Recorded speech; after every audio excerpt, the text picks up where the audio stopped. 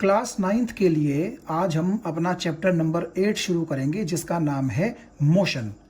ठीक है, ये चैप्टर का नाम है मोशन। इस चैप्टर में हम क्या पढ़ेंगे कि रेस्ट क्या होता है, मोशन क्या होती है और इनसे रिलेटेड बहुत सारी जो टर्म्स हैं वो भी हम इस लेसन में स्टडी करेंगे। सबसे पहले हम ये देखते हैं कि रेस्ट क्या होता है। जैसा कि आपको नाम से ही पता चल रहा है, रेस्ट का मतलब है कि कोई चीज़ रुकी हुई है और मोशन इसके उल्टी तरफ क्या इशारा करता है कि कोई चीज़ चल रही है। लेकिन एग्जैक्ट जो डेफिनेशन है रेस्ट और मोशन की वो क्या रहेगी वो आप ध्यान से सुनिए। सपोज कीजिए आप एक कमरे में बैठे हैं और उस कमरे का जो फर्श है हम उसको एक रेफरेंस पॉइंट मान लेते हैं। रेफरेंस पॉइंट का मतलब है एक ऐसा पॉइंट जिसके हिसाब से हम सारी बातें करेंगे। अभी आप समझ जाएंगे थोड़ा सा आगे चल के कि एग्जैक्टली रेफरेंस पॉइंट का मतलब क्या होता है। तो मैंने कहा कि मान लीजिए हम एक कमरे में बैठे हुए हैं और उस कमरे में हमने फर्श को क्या कर लिया, एक रेफरेंस पॉइंट ले लिया। और फिलहाल के लिए रेफरेंस पॉइंट का मतलब आप समझिए कि एक ऐसा पॉइंट या फिर कोई ऐसा ऑब्जेक्ट जिसके हिसाब से हम सारी बातें करेंगे। अब ये हिसाब का क्या मतलब है ये आगे आपको क्लियर हो जाएगा।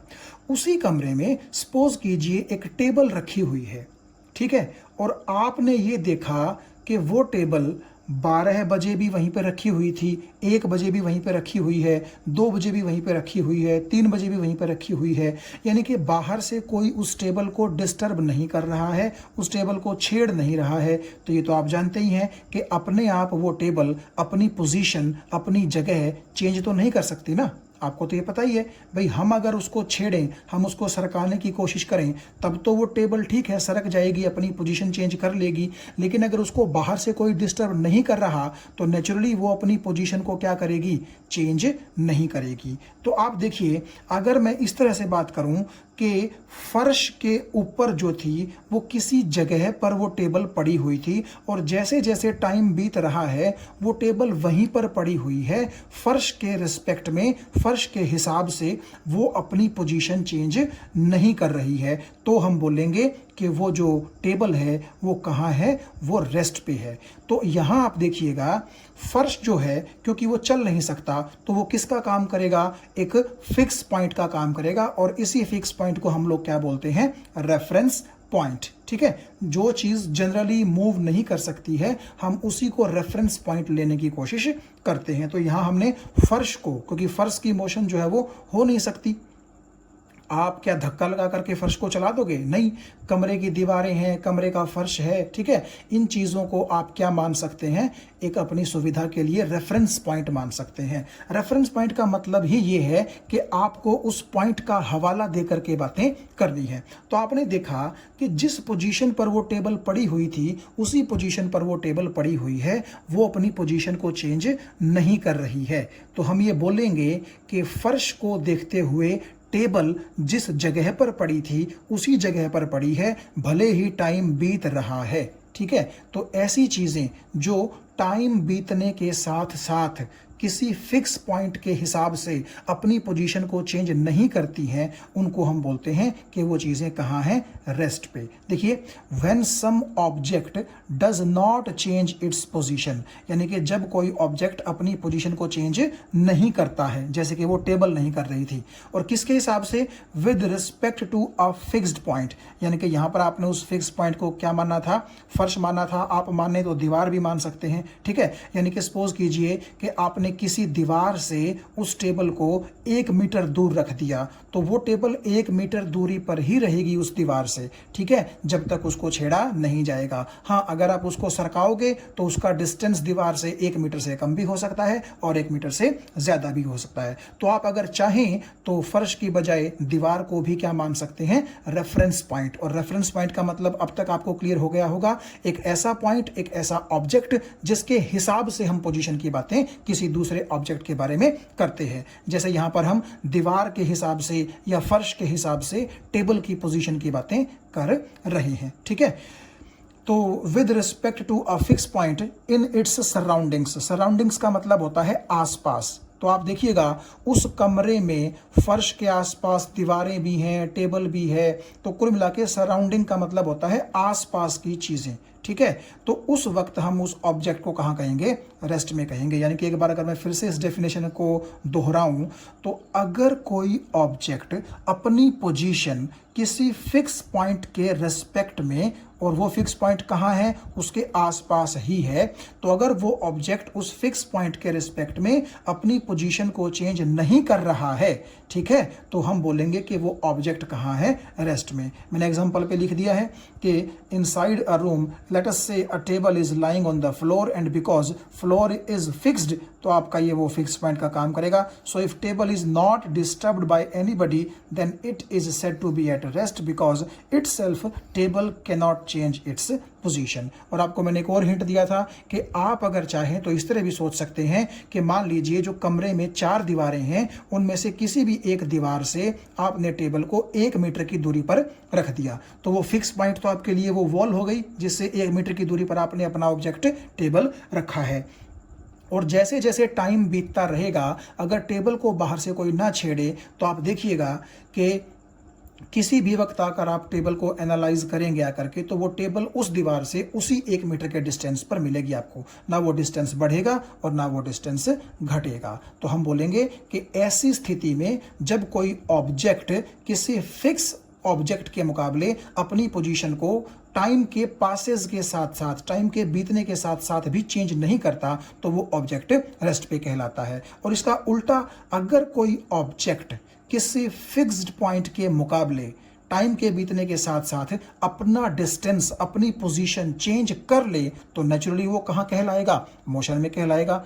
एग्जाम्पल के तौर पर सपोज कीजिए सड़क के किनारे एक पेड़ है, तो उस पेड़ को तो आप क्या मान सकते हैं, एक फिक्स पॉइंट मान सकते हैं कि नहीं मान सकते, क्योंकि पेड़ अपने आप तो कहीं चलने से रहा। लेकिन सपोज कीजिए रोड पर एक कार चल रही है, तो क्या होगा, शुरू में तो मान लीजिए कार पेड़ के पास है, फिर थोड़ी सी देर के बाद कार चल रही है तो वो थोड़ी सी दूर हो गई, फिर और दूर हो गई, फिर और दूर हो गई। तो यहाँ आप देखिए पेड़ जिसको कि आप एक फिक्स पॉइंट मान सकते हैं, उसके मुकाबले आपकी कार का जो डिस्टेंस है वो लगातार बढ़ता जा रहा है टाइम के साथ साथ। आपके जो कार की पोजीशन है वो लगातार टाइम के साथ साथ क्या होती जा रही है, चेंज होती जा रही है। इसलिए हम बोलेंगे कि with respect to that tree which is lying alongside the road, ठीक है, your car is in motion. तो कुल मिलाकर के अगर लास्ट में हम समराइज करें तो होता यह है कि आप एक फिक्स पॉइंट चूज कर लीजिए, और उस फिक्स पॉइंट के रेस्पेक्ट में अगर आपका ऑब्जेक्ट पोजीशन को बार बार चेंज कर रहा है तो वो मोशन में है, और अगर वो अपनी पोजीशन को बार बार चेंज नहीं कर रहा, ठीक है, तो वो कहाँ कहलाएगा, रेस्ट में। अब यहां हम बात करेंगे कि रेस्ट और मोशन जो हैं वो एब्सोल्यूट नहीं होते हैं, बल्कि वो रिलेटिव होते हैं। अब इस चीज़ का क्या मतलब है, देखिए ये बड़ा इंपॉर्टेंट पॉइंट है, थोड़ा सा ध्यान से इस चीज़ को सुनिएगा। एब्सोल्यूट का मतलब होता है पक्का, बिल्कुल पक्का। जैसे कि आपने कह दिया कि मैंने कह दिया तो कह दिया, ये बात बिल्कुल पक्की है, तो एब्सोल्यूट का मतलब होता है पक्का। जबकि रिलेटिव का मतलब होता है with respect to somebody, with respect to some point, with respect to some object, यानी कि किसी न किसी ऑब्जेक्ट के हिसाब से बात हो रही है। तो अब देखिए इस पूरे के पूरी स्टेटमेंट का मतलब क्या हुआ कि जो रेस्ट है या फिर मोशन है वो पक्के नहीं होते हैं, बल्कि वो रिलेटिव होते हैं। अब इसका क्या मतलब है, देखिए इसका मतलब ये है कि अगर हम ये कहें कि कोई चीज़ रेस्ट में है पक्के तौर पर, तो वो भी गलत है, ठीक है। ऐसा नहीं हो सकता कि कोई चीज़ पक्के तौर पर रेस्ट में हो, बल्कि रेस्ट और मोशन जब आप बताएं तो आपको बताना पड़ेगा कि आप किसके हिसाब से बात कर रहे हैं। देखिए अगर आपको समझ में नहीं आ रहा है तो मैं एक एग्जांपल से शुरू करता हूं इस चीज़ को, और फिर हम लास्ट में जाकर के थोड़ा सा इसको कंक्लूड करेंगे। एग्जांपल के तौर पे आप मान लीजिए कि रोड पर एक बस चल रही है, और उस बस के अंदर एक सीट पर इकट्ठे ही बैठे हैं आप और आपका फ्रेंड, ठीक है, दोनों पास पास ही आप लोग बैठे हैं। और आपने देखा खिड़की से बस की कि बाहर एक पेड़ है जो कि नेचुरली एक फिक्स ऑब्जेक्ट है। तो अब आप 2 पॉइंट्स पर जरा गौर कीजिए। आपकी बस रोड पर चल रही है तो नेचुरली अगर मैं उस पेड़ को एक फिक्स पॉइंट मान लूं तो उस फिक्स पॉइंट से तो आपकी बस का डिस्टेंस लगातार बढ़ता जा रहा है। जैसे जैसे बस चलेगी तो दूरी उसकी पेड़ से क्या होती रहेगी, बढ़ती रहेगी। यानी कि इसका मतलब ये हुआ कि आपकी बस पोजीशन चेंज कर रही है लगातार with respect to that tree. ठीक है, तो इसका मतलब ये है कि पेड़ के हिसाब से देखा जाए तो आपकी बस या फिर आप दोनों दोस्त भी कहाँ हैं, मोशन में। लेकिन अगर आप अपना पॉइंट ऑफ व्यू चेंज कर दें दूसरी बात में, कैसे? आप सपोज कीजिए आपने कहा कि चलिए मैं पेड़ के रिस्पेक्ट में बात नहीं करता, मैं अपने फ्रेंड के रिस्पेक्ट में बात कर रहा हूं। तो अब आप एक चीज देखिए, भले ही बस चलती जाए कोई दिक्कत नहीं है, लेकिन आप और आपके जो फ्रेंड हैं उनके बीच का डिस्टेंस तो with the passage of time change नहीं हो रहा ना। देखिए ना, आपने अब की बार पेड़ से अपना ध्यान हटा करके अपना ध्यान कहाँ लगा दिया, आपके फ्रेंड पर। तो पहले तो आप पेड़ के रिस्पेक्ट में बात कर रहे थे, you are talking relative to that tree, but now you are talking relative to your friend. Relative का मतलब के हिसाब से, तो अब आप अपने फ्रेंड के हिसाब से बात कर रहे हैं। तो अगर आपने अपने फ्रेंड को एक रेफरेंस पॉइंट मान लिया तो नेचुरली आपकी तो आपके फ्रेंड से जो दूरी है वो क्या रहने वाली है, वो सेम ही तो रहने वाली है। जैसे कि आप सपोज कीजिए बस में दिल्ली से बैठे और दिल्ली से आपको चंडीगढ़ जाना है, ठीक है, तो आपकी बस ने तो दिल्ली से लेकर के चंडीगढ़ तक का डिस्टेंस ट्रेवल किया, लेकिन सपोज कीजिए कि ना आप उठे इतनी दूरी पर, ना आपका दोस्त उठा, ना आप हिले डुले, सपोज कीजिए थोड़ा सा आइडियल कंडीशंस में, तो नेचुरली दिल्ली से लेकर के बस चंडीगढ़ आ गई, लेकिन आप दोनों के बीच का डिस्टेंस क्या रहा, टाइम के बीतने के साथ साथ सेम रहा। ना आपने अपनी पोजीशन चेंज की अपने दोस्त के रिस्पेक्ट में, और ना ही आपके दोस्त ने अपनी पोजीशन चेंज की आपके रिस्पेक्ट में।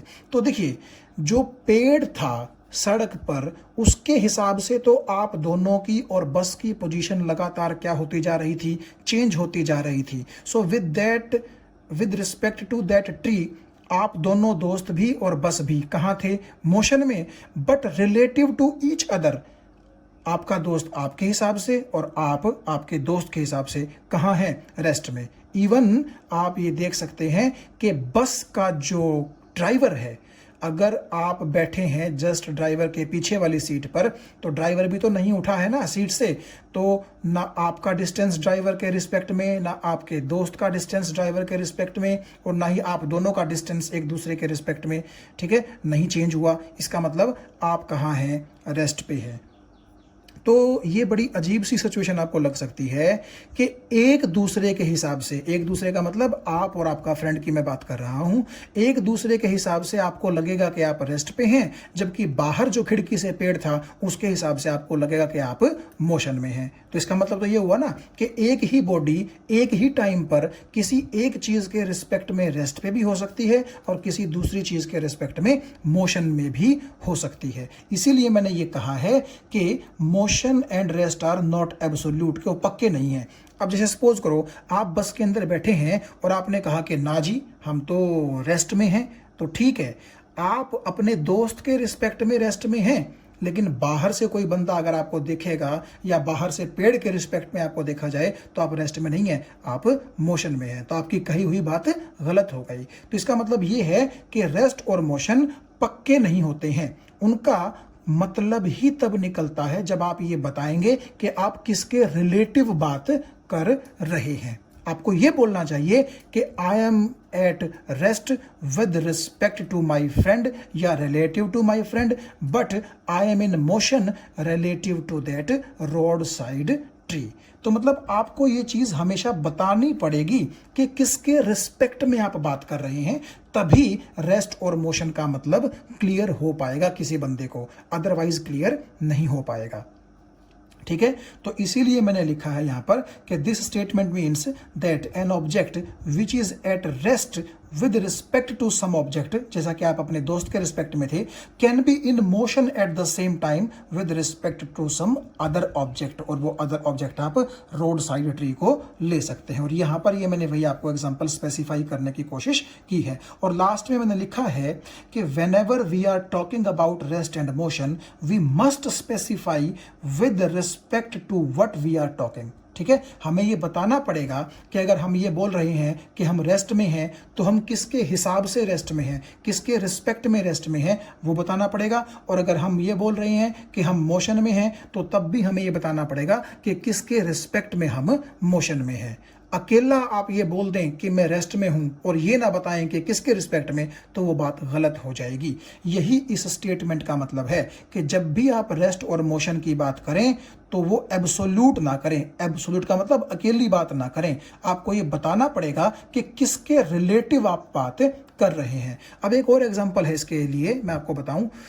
मान लीजिए मैंने कहा कि मेरी लंबाई यानी कि मेरी हाइट अच्छी खासी है। ये कोई स्टेटमेंट नहीं हुई, क्योंकि लोगों को पता ही नहीं है कि मेरी हाइट कितनी है। ठीक है, मेरे से लंबे तो दुनिया में बहुत लोग हैं और मेरे से छोटे भी बहुत लोग हैं दुनिया में।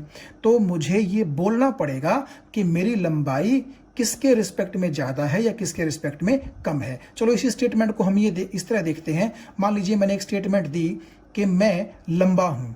इस स्टेटमेंट का भी कोई मतलब नहीं है, क्योंकि ये एक एब्सोल्यूट स्टेटमेंट है, एक ये अकेली स्टेटमेंट है, इसका रिलेशन नहीं है किसी के साथ। ठीक है, तो अगर मैं बोलता हूं कि मैं लंबा हूं तो ये चीज़ पक्के तौर पर मैं नहीं कह सकता, क्योंकि मुझसे लंबे भी लोग हैं और मुझसे छोटे भी लोग हैं। तो मुझे बताना पड़ेगा कि किसके रिस्पेक्ट में मैं बात कर रहा हूं। जैसे कि मैं बोल दूं कि मेरी हाइट मान लीजिए 6 फीट है, सपोज कीजिए, तो एक 5 फीट के मुकाबले, जो एक 5 फीट का बंदा है उसके मुकाबले तो मैं अपनी हाइट लंबी बोल सकता हूं। लेकिन जैसे अमिताभ बच्चन जी हैं, 6 फुट से ऊपर हैं, तो उनके रिस्पेक्ट में मेरी हाइट तो छोटी है, तो उनके रिस्पेक्ट में तो मैं अपने आप को लंबा नहीं बोल सकता। तो यानी कि आप ये कह सकते हैं कि जो भी कोई आप बात करते हैं साइंस में, हर बात ऑलमोस्ट क्या रहती है, रिलेटिव ही रहती है। ठीक है, यानी कि किसी न किसी चीज़ के रिलेशन में, किसी न किसी चीज़ के विद रिस्पेक्ट टू, किसी न किसी चीज़ के हिसाब से आपको बोलनी पड़ती है। अकेली उस बात का कोई भी मतलब नहीं होता। मुझे उम्मीद है ये चीज़ आपको समझ में आ गई होगी। ठीक है, तो इसलिए आगे से आप ध्यान रखिएगा कि जब भी आप ये बोलें कि मैं रेस्ट में हूं तो बताना मत भूलिएगा कि किसके रिस्पेक्ट में रेस्ट में हूं। और अगर आप ये कहेंगे कि मैं मोशन में हूं तब भी ये ना भूलिएगा कि किसके रिलेटिव आप मोशन में हैं। एब्सोल्यूट चीज़ मत कीजिएगा, हमेशा रिलेटिव चीज़ कीजिएगा। बताइएगा कि इसके रिलेटिव, इसके हिसाब से मैं बात कर रहा हूं। तो आइए अब बात करते हैं रेफरेंस पॉइंट की, जिसको ओरिजिन भी कहा जाता है। ये वही बात है जो मैं लास्ट पेजेस पे डिस्कस कर चुका हूं। मैंने आपसे कहा कि दैट फिक्स्ड पॉइंट, यानी कि वो वाला fix point with respect to which, ये जो WRT है ये विद रिस्पेक्ट टू के लिए एक शॉर्ट फॉर्म है। ठीक है, that fixed point with respect to which we are talking about rest or motion is called reference point or origin। यानी कि वो वाला फिक्स पॉइंट जिसके हिसाब से हम रेस्ट और मोशन की बात कर रहे हैं, उसी को आप रेफरेंस पॉइंट बोल सकते हैं। जैसे एक बस में मैं जा रहा हूं, ठीक है, तो मैं कहूँगा कि अगर मैं एक रेफरेंस पॉइंट बस के बाहर रोड के साइड पर पेड़ को लूँ तो उस पेड़ के रिस्पेक्ट में तो मैं मोशन में हूँ, लेकिन अगर बस के ड्राइवर के रिस्पेक्ट में मैं खुद को देखूं तो मैं कहाँ हूँ, रेस्ट पे। क्योंकि जो मेरे और बस के ड्राइवर की जो पोजीशन है वो टाइम के साथ साथ चेंज नहीं होगी। ड्राइवर अपनी जगह पर बैठा है और मैं अपनी जगह पर बैठा हूँ। तो इसका मतलब है कोई भी ऐसा ऑब्जेक्ट, कोई भी ऐसा पॉइंट जिसके हिसाब से आप रेस्ट और मोशन की बात करने लगे हैं, उस पॉइंट को ही रेफरेंस पॉइंट या फिर ओरिजिन कहा जाता है। आगे है फिजिकल क्वांटिटी। फिजिकल क्वांटिटी का मतलब है कोई भी ऐसी चीज जिसको मेजर किया जा सके, बस उसी को हम क्या बोलेंगे, फिजिकल क्वांटिटी। जैसे मास आप लोग किलोग्राम में मेजर कर सकते हैं ना। आप जब दुकान पे जाके बोलते हैं कि 1 किलो सेब दे दीजिए, तो नेचुरली वो मास मेजर किया जा सकता है ना। ठीक है, टाइम आप मेजर कर सकते हैं घड़ी की हेल्प से, लेंथ आप मेजर कर सकते हैं स्केल की हेल्प से, एरिया आप मेजर कर सकते हैं। अगर आपको लेंथ और ब्रेड्थ पता हो तो एरिया आप निकाल सकते हैं।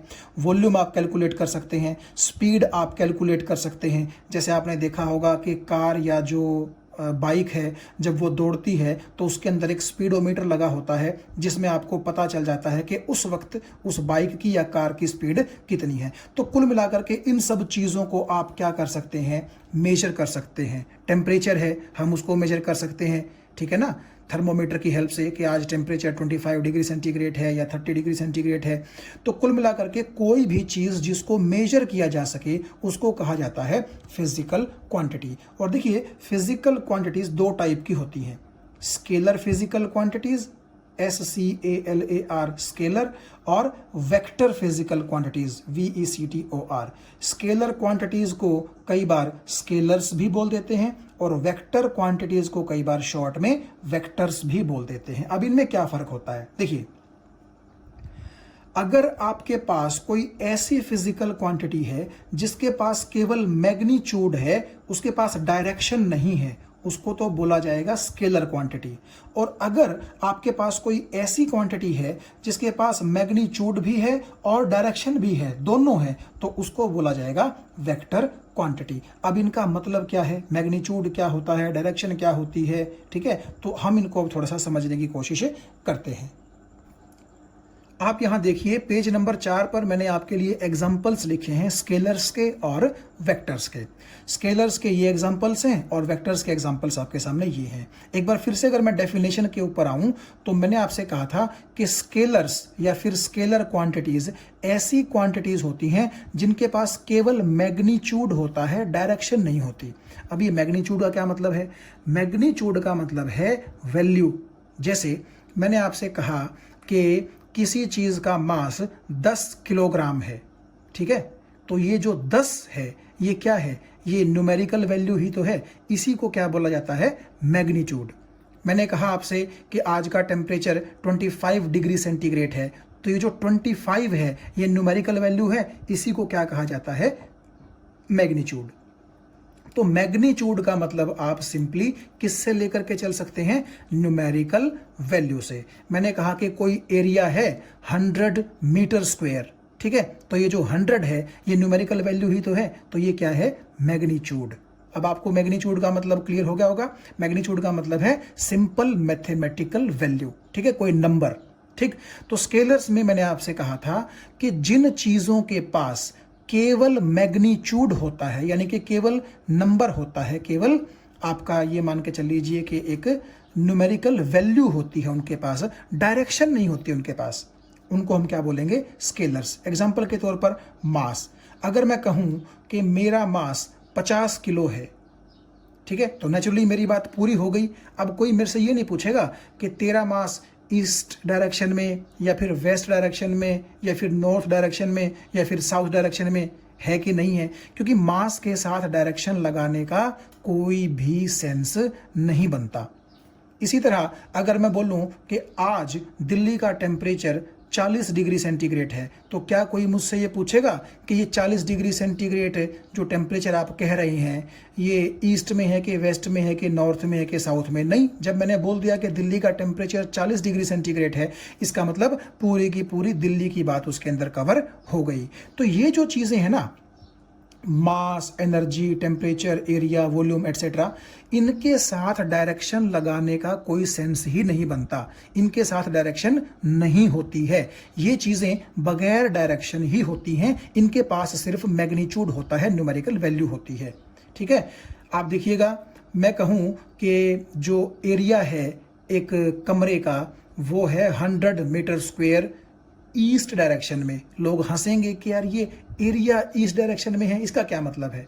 तो आपको उम्मीद है कि समझ में आ गई होंगी चीज़ें कि कुछ चीज़ें ऐसी होती हैं जिनके पास केवल न्यूमेरिकल वैल्यू होती है, उनके साथ डायरेक्शन या तो होती ही नहीं या फिर उनके साथ डायरेक्शन जोड़ने का कोई सेंस नहीं बनता, कोई तुक नहीं बनता। इसीलिए हम उनको बोलेंगे कि उनके पास केवल क्या है, मैग्नीट्यूड है, न्यूमेरिकल वैल्यू है, उनके साथ डायरेक्शन नहीं होती, उनको स्केलर्स बोला जाता है। जबकि वेक्टर्स का मतलब है कि उनके पास मैग्नीट्यूड भी है और वहां पर डायरेक्शन की सेंस भी बनेगी। एग्जाम्पल के तौर पर आप देखिए फोर्स, अगर मैं कहूं कि मैंने किसी चीज पर 10 न्यूटन फोर्स लगाया, न्यूटन आपको पता है यूनिट है फोर्स की, SI यूनिट, ठीक है। तो अगर मैं कहूं कि किसी चीज पर मैंने 10 न्यूटन फोर्स लगाया और ईस्ट डायरेक्शन की तरफ लगाया, तो यहाँ तो फिर भी कोई ना कोई सेंस निकलती है कि हाँ भाई फोर्स की डायरेक्शन होती है। आप चाहे ईस्ट में लगाएं, आप चाहे वेस्ट में लगाएं, आप चाहे नॉर्थ में लगाएं, आप चाहे साउथ में लगाएं, ठीक है।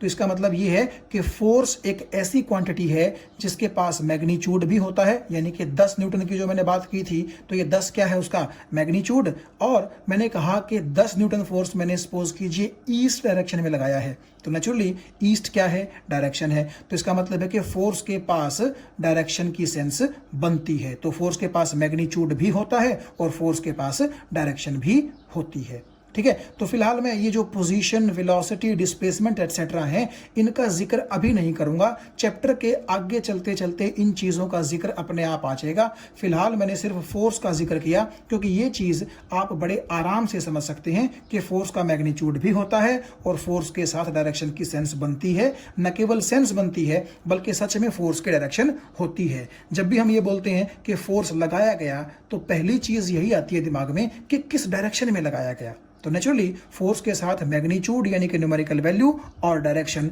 दोनों होती हैं, इसीलिए उस क्वांटिटी को बोला जाता है वेक्टर्स। तो ऐसी क्वांटिटीज जिनके पास मैग्नीट्यूड और डायरेक्शंस दोनों होती हैं उनको क्या कहा जाता है, वेक्टर्स कहा जाता है। तो अब आपका थोड़ा सा कंफ्यूजन मेरे ख्याल से दूर हो ही गया होगा, ठीक है।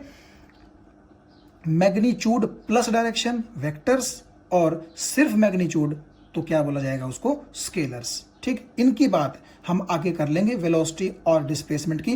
पोजीशन मैं अभी इस क्वेश्चन में आपको बता देता हूं कि क्यों हम बोलते हैं कि पोजीशन जो है वो एक वेक्टर क्वांटिटी होती है। देखिए पोजीशन का सिंपल मतलब अगर हम देखें तो वो होता है स्थान, जगह, ठीक है। जैसे मैंने कहा कि भाई आपकी जो क्लास में पोजीशन है वो 5th है, तो इसका मतलब क्या है कि जितने भी बच्चे हैं उनमें से आप 5वें नंबर पे लाई करते हैं। सपोज कीजिए कि एक टेस्ट हुआ था, उसके हिसाब से मैंने ऐसा बोला, ठीक है। तो पोजीशन का मतलब सिंपल शब्दों में देखा जाए तो जगह होती है। अब आप सोचेंगे कि यार क्लास में मेरी 5th पोजीशन है, ठीक है, तो ये जो मतलब पोजीशन है क्या इसके साथ डायरेक्शन की सेंस बनती है?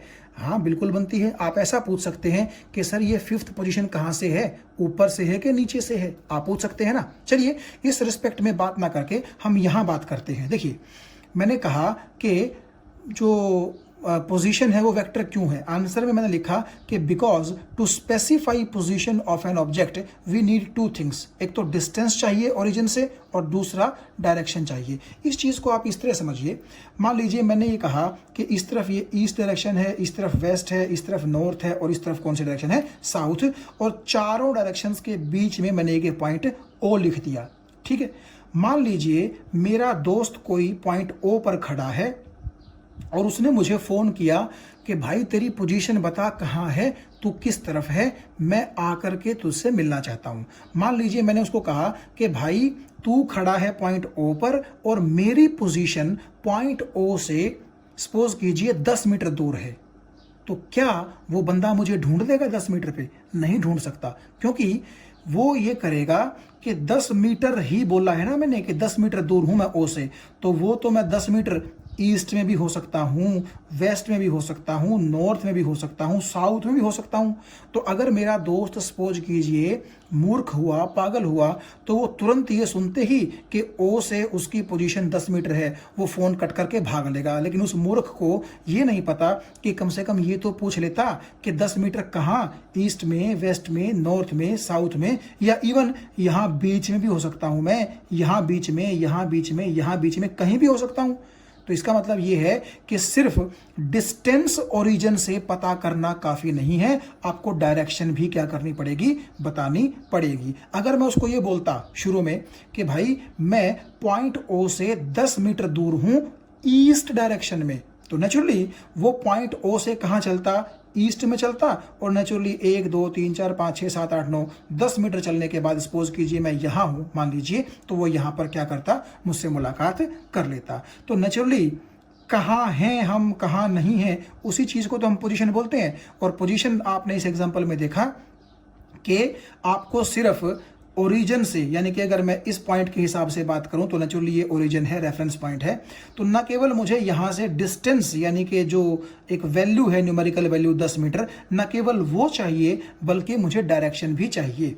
अगर मैं उसको कहता कि भाई ऐसा कर, तू 10 मीटर नॉर्थ साइड में आ जा, तो नेचुरली उसको 10 मीटर कहाँ चलना पड़ता, नॉर्थ में, और वो मुझसे मुलाकात कर लेता। ठीक है, तो आपने यहाँ देखा कि 10 मीटर बताने के साथ साथ डायरेक्शन भी बड़ी ज़रूरी है। किसके केस में? पोजीशन के केस में। तो इसीलिए क्योंकि पोजीशन के पास मैग्नीट्यूड भी होता है और डायरेक्शन की भी सेंस उसके साथ बनती है, इसीलिए हम बोलेंगे कि पोजीशन एक वेक्टर क्वांटिटी होती है, स्केलर नहीं होती। अब ये देखिए, ये बड़ा आसान सा न्यूमेरिकल है जो सिर्फ पोजीशन की प्रैक्टिस के लिए मैंने आपको दिया है। सपोज कीजिए कि क्वेश्चन में ये कह रहा है कि एक पार्टिकल मूव कर रहा है सर्कल में, जिस सर्कल की रेडियस 1 मीटर है। तो सपोज कीजिए ये एक सर्कल है और इसकी जो रेडियस है वो कितनी है? 1 मीटर। यानी कि आपको सर्कल का जो ये सेंटर है, इसको तो आप मान लीजिए एक ओरिजिन यानी कि रेफरेंस पॉइंट, इसके विद रिस्पेक्ट टू हम सारी बातें करेंगे। ठीक है, अब ये कह रहा है show the following positions of the particle. पहली पोजीशन क्या बोला जा रहा है? देखिए, 1 metre from the centre towards south, यानी कि सेंटर से 1 मीटर की दूरी पर, और किस डायरेक्शन में? साउथ डायरेक्शन में। ये देखिएगा, ईस्ट, वेस्ट, नॉर्थ, साउथ।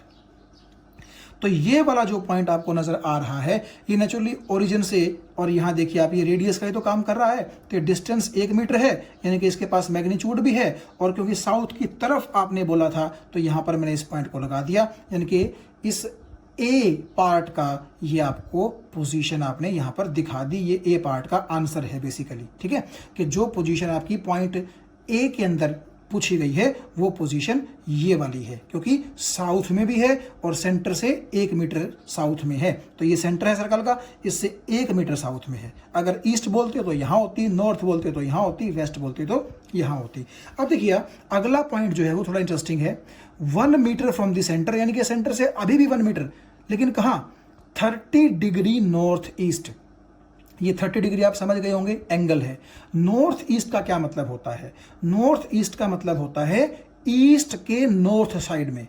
पहले तो आप ये देखिएगा कि जब भी इस तरह की सिचुएशन आपके सामने आए तो सबसे पहले लास्ट वाली चीज पकड़िए।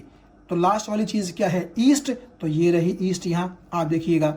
और ये जो बाद में आपको डायरेक्शन देखनी है, ये आप इस तरह सोचिएगा कि ईस्ट के नॉर्थ साइड में, तो ये ईस्ट है और देखिए ये नॉर्थ है, तो ईस्ट से नॉर्थ तो नेचुरली इसी तरफ होगा कि नहीं होगा? ठीक है, तो कितने डिग्री?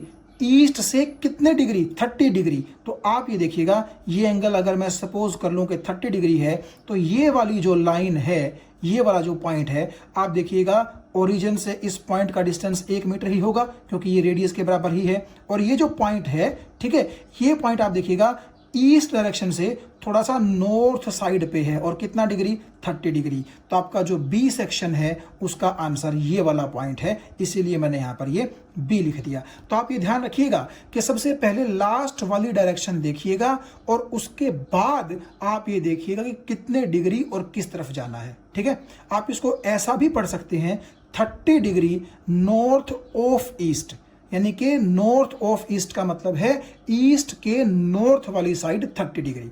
अब यहां देखिएगा, जैसे वेस्ट नॉर्थ 30 डिग्री, इसका मतलब है कि नॉर्थ के वेस्ट साइड में। अब नॉर्थ कहां है? ये रहा, ये देखिएगा नॉर्थ, और नॉर्थ से वेस्ट साइड में जाना है, तो वेस्ट ये रहा, तो नॉर्थ से वेस्ट का मतलब है आपको इस तरफ आना पड़ेगा, और कितना? 30 डिग्री। तो इस लाइन के साथ आप 30 डिग्री इस तरफ आ जाएं, तो ये जो पॉइंट रहेगा, इसके ऊपर मैंने सी लिख दिया। इसका मतलब सी पार्ट का जो आंसर है वो ये वाला पॉइंट है, क्योंकि इस पॉइंट की डायरेक्शन आपकी नॉर्थ के थोड़ा सा वेस्ट में है। नॉर्थ के कहां है? वेस्ट में। और कितना? 30 डिग्री। तो ये 30 डिग्री है। तो इस तरह आप तीनों पॉइंट्स की पोजीशन क्या कर सकते हैं? बता सकते हैं। Thank you.